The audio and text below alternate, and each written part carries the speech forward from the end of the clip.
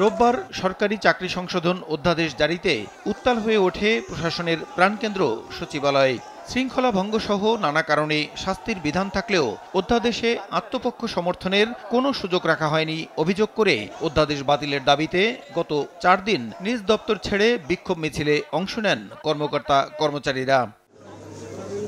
এমন পরিস্থিতিতে মঙ্গলবার বিকেলে ভূমি মন্ত্রণালয়ের সিনিয়র সচিব এএসএম সালেহ আহমেদের নেতৃত্বে 5 জন সচিব আন্দোলনরত কর্মকর্তা কর্মচারীদের সঙ্গে বৈঠক করেন। বৈঠকের বিষয়ে বুধবার সকালে মন্ত্রিপরিষদ সচিবকে অবহিত করার পর ভূমি সচিব সাংবাদিকদের জানান, জাপান সফর শেষে প্রধান উপদেষ্টা দেশে ফেরার পর আলোচনার মাধ্যমে এ ব্যাপারে সিদ্ধান্ত জানাবেন মন্ত্রিপরিষদ সচিব। ওদের দাবি সবাই বলেছে, স্যারের পক্ষ তো সিদ্ধান্ত নেওয়া সম্ভব না, কারণ মাননীয় প্রধান উপদেষ্টা এখন দেশে নেই।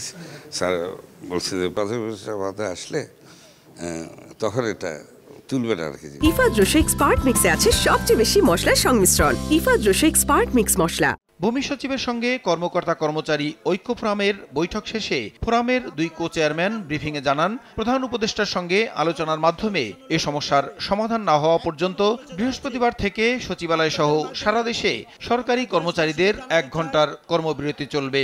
ক্যাবিনেট সচিবের কাছে তাদের বিষয়টা তারা জানিয়ে এসেছেন, আমরা কোনো কমপ্লিট কোনো সিদ্ধান্ত পাইনি। প্রতিদিন সকাল 10টা থেকে বেলা 11টা পর্যন্ত আমাদের শান্তিপূর্ণ কর্মবিরতি চলতে থাকবে। সংকট সমাধান না হলে 31 মের পর কঠোর কর্মসূচি ঘোষণার হুঁশিয়ারি দেন ঐক্য ফোরামের নেতারা। প্রসূন আশিস, সময় সংবাদ, ঢাকা।